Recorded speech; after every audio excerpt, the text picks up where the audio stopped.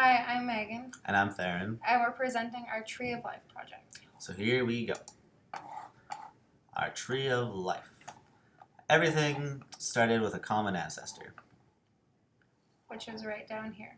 And then after that, we move up our Tree of Life into the first branch, which is bacteria. Bacteria are living prokaryotes that don't have nucleus and have peptidoglycan in their cell walls. They come in three different shapes. There's the coccus, the spirillum, and the bacillus. That is correct. Now, what are bacteria good for? Bacteria can siphon out waste or human waste in water, so we can reuse the water, and ultimately that's a good thing. What are bacteria bad for? They can cause diseases and stuff, such as tuberculosis or food poisoning, known as botulism, and these two kill thousands of people every year. They're not very good, but they are good, I guess. We're going to go back up into our Tree of Life, and we move up to our second branch, which is Archaea. And these living prokaryotes don't have peptidoglycan or nucleuses, so they're different than bacteria and eukarya. But what makes them special is that they live in extreme environments, like the bottom of a volcano or in a mud pit, so lots of them can't have oxygen to survive, which makes them Non-obligate anaerobes. yeah, something like that. Something like that. This is a picture of one right down here. Zoom in for you. Yeah. Little baby Archaea in there. Bacteria, yeah. Zooming out. Up. Whoop. We'll just zoom out. Never mind. All the way up. Alright, whatever. Okay, and then we're going to go up to our next branch, which is Eukarya. Eukarya is all organisms that contain a nucleus inside their cells. They can be unicellular, multicellular, heterotrophs, autotrophs, anything basically. So that leaves a large variety inside of their domain, with 4 kingdoms of protists, plants, fungi, and animals. We picked this picture right here because it links everything together, because that's what Eukarya is. It's such a wide variety, so we liked the whole circle idea. So, let's explain the first branch of Eukarya, which is protists. Protists are eukaryotes, as we just said. I don't know what happened there. Sorry. Let me click, okay? She's clicking. She's got it. There we go. Protists. So once again, they're eukaryotic cells that are not parts of plants, fungi, or animal kingdoms. Scientists have much difficulty classifying these protists because they are so closely related to a bunch of different plants, fungi, and animals. That's pretty much it. And the next one, I guess here's a picture of protists actually. Sea kelp's an example, which is weird. You'd think they're a plant, but nope, they have their own little category. Kelp is a very large protist. Most protists are like unicellular and pretty small. Yeah. So our next kingdom on our Eukarya domain would be mosses. Mosses are pretty basic plants. They don't have any vascular tissue, which makes them very small. They can't live more than a meter off the ground because they need to use their roots to suck up as much water as possible. So they usually live on damp forest floors or like pretty much in water. The next kingdom is phylum. Phylum. So mosses and ferns. Oh yeah, these are phylums, right? The next phylum is ferns, which is the second oldest type of plant. They actually do have vascular tissue, so they can grow a lot bigger than the other ones. Yeah. The next phylum is gymnosperms, which we know as conifers, so you know the cone-bearing plants. Their cones are used to keep their sperm or egg cells, because there's a girl cone and a guy cone, and they use the air to transport them to go fertilize another cone.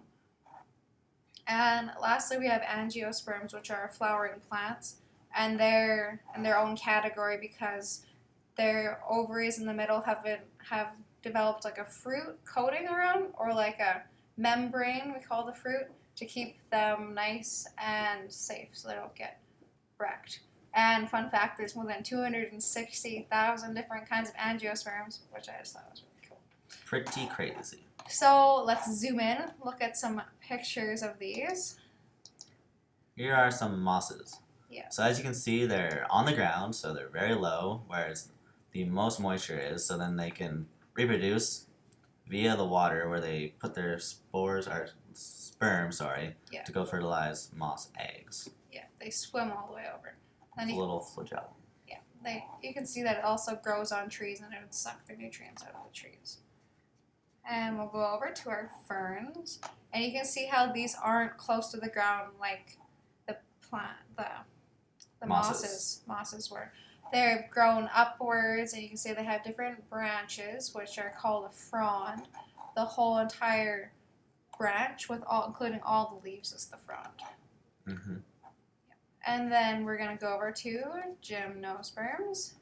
You can see a cone. I'm guessing this is a female cone or something, but if it were a male cone, all the little seeds and stuff would be right under these little ruffles or whatever on the cone. I don't know what you would call them.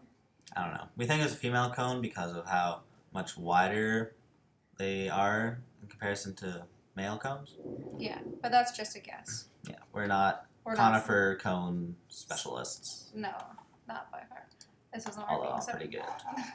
Yeah, sure. Okay. There's our angiosperm picture. We're guessing this middle part would be called the fruiting body because the ovary is usually right down in the middle. So, yep. And they're really pretty. I like the pink. Yeah, there are flowering plants of today, if we didn't already mention that. Alright, so we're gonna go back to our eukarya branch, and Theron's gonna explain about fungi. Fungi. Just kidding. Fungi. Okay, fungi are heterotrophic eukaryotes that use enzymes to digest their food. So that means, like, if they have any dead tissues nearby, they'll just secrete some enzymes that break it down, and then they absorb the molecules that they get from it. This kingdom of fungi has, I can never say it. What is it, Megan? Chitin. I always say chintin, even though there's no two N's in it. So that makes them unique from all other kingdoms. Yep. And the last kingdom of eukarya is animals. Animals are, like we said, a very diverse kingdom, which contains whales to humans. Yeah, fish, bugs, everything. They're pretty much classified as anything with a nucleus. Just about. Actually, they are anything. No, not anything. You know what I mean. Anyway, we're going to go over to our mesophyll tissues. My turn? Your turn. Okay. Mesophyll tissues are very important to plants because they help them photosynthesize with the chlorophyll A and B that they contain. So the leaves of a plant contain this mesophyll tissue, and then they convert sunlight and water and oxygen into the necessities of the plant, like sugars and other photosynthetic results or products or whatever, that make the plant thrive and grow and survive. So they pretty much would you have to use their stem to photosynthesize if they didn't have these tissues in their leaf. So Which is not a very effective system. no, that wouldn't really work out. Without plants, we wouldn't have oxygen. Without Yeah. oxygen, we would suck because we would not live. But now we're going to go over to our Bob the biologist that has a bunch of fun facts for us. So let's He's a start. pretty smart guy. Oh, yeah. We'll start over here, and Theron's going to explain about the different kinds of movements for protists. Okay, so you have pseudopods, cilia, and flagella. Well, pseudopods are little protists that move by cytoplasmic projections. So if you picture an amoeba, they don't have legs, cilia, or flagella, so how do they eat? Well, they kind of envelop their food and like wrap around it and then just kind of digest it while it's kind of alive inside of them. It's pretty cool. Now, cilia are little short structures that are on a cell that they kind of just swim with or like scoot along, and there's like probably thousands of them on every cell, hey? Yeah, there's a lot. You can visualize these by imagining oars on a boat. Flagella are much longer than cilia, but also way less numerous. Like one or two, maybe more, but not more than like 20 per cell. They're similar to a propeller on a boat with a spinning motion or a wave-like motion. Tip to base, space to tip. Sorry. That makes sense. All right. The next interesting fact that Bob Biologist has is viruses. Information about them. They are not living cells, but they still manage to infect them. They're only made up of proteins of nucleic acid, which is like DNA or RNA. They don't have both, and sometimes they have lipids. They can only reproduce by infecting another host cell, which is why they aren't obviously classified as living, because they can't reproduce by themselves or gain nutrients by themselves. They pretty much have to just be parasitic off a host cell. This picture over here is a little picture of a bacteriograph, which are the viruses that, bacteriophage. I don't know why I always say that. They will hold on to the cell and then inject all their RNA into it, which will create their own little bacteriophages, and then they burst out everywhere and infect even more. So that's a picture of influenza. Yeah, that's a picture of the influenza. All right, More now commonly known as the flu. the next fun fact we have is about meristem tissue. I'll take this one away, Megan. So meristem tissues are also found in plants again. They are vascular cambiums and apical meristems inside of the meristem tissue category.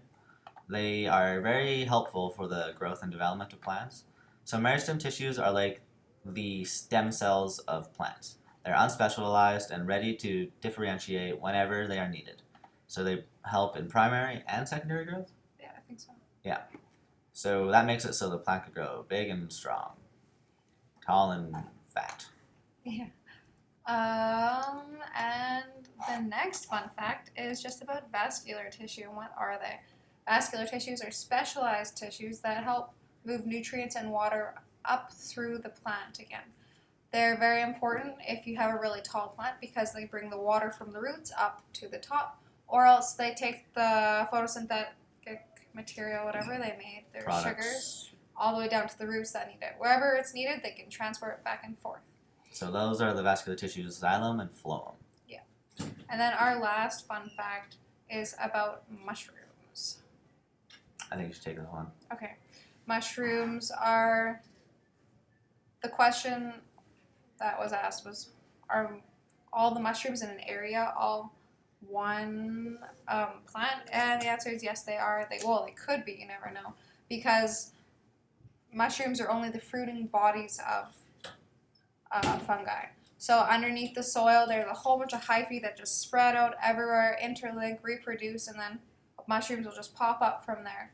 So you know that they could all be interlinked together, but you'd have to take it all apart to really figure it out. And our last little fun fact is about green algae. Green algae is a very, very old type of plant, kind of, although it does not have its own phylum. They recently put green algae into the plant kingdom area, though, because of how identical the photosynthetic pigments are between plants and green algae, and also what they contain in their cells is very similar as well. So you have a little bit of a lot of green algae on this pond. So green algae will basically suffocate anything that's trying to get oxygen from underneath of them. Yeah. Survival of the fittest. Okay, so that's our project, our tree of life. You can zoom in and look at any pictures you would like, and we'll share it with you on Pixit. Thanks. Thank you. Bye-bye. Bye.